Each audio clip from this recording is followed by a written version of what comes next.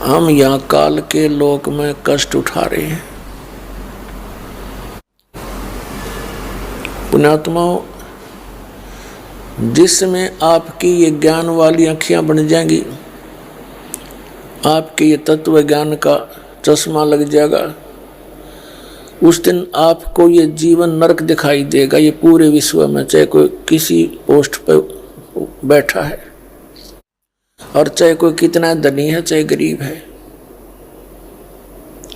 यहाँ इस काल ने हमें इतना नशा करके रखा हुआ है कि हम इन कष्टों को कष्ट ही महसूस नहीं कर रहे, जैसे किसी ने शराब पी रखी थी और दोपहर के समय में गर्मियों में जून के महीने में बाहर पड़ा है, पसीना पसीना हो रहा है और रेत उसके सारे लगा हुआ है, टट्टी पेशाब अंदर ही कर रखी है। उसको कोई कहता है कि चल उठ, तेरे को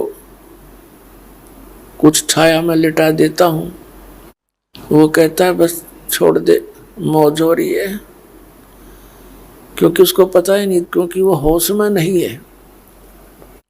तो यहां परमात्मा कबीर जी ने आकर बताया, तुम यहां जिस इस झूठे सुख को सुख कहे ये मान रहा मनमोद, ये सकल चबीना काल का आहार है तुम काल का, और कुछ मुख में कुछ गोद। 1 लाख तो खा लिए और बाकियों को गोदी में, अर्थात सबको पाल रहा है अपने खाने के लिए।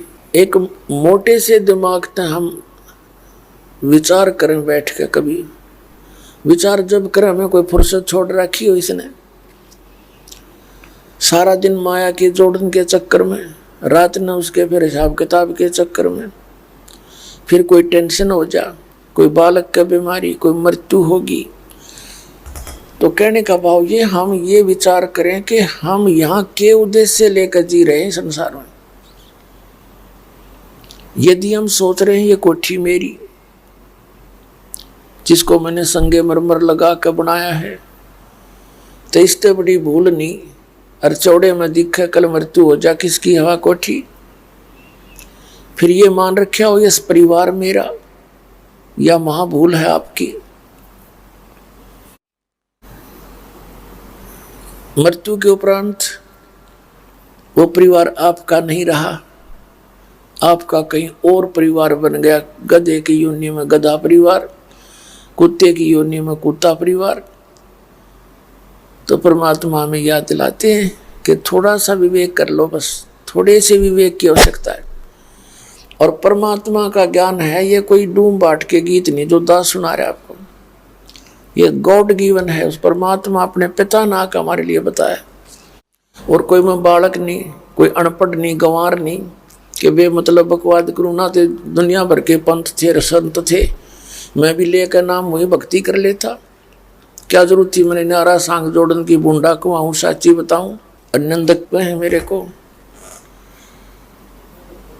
तो दास को ये पता चला कि ये काल ने हमारे को बुरी तरह जकड़ रखा है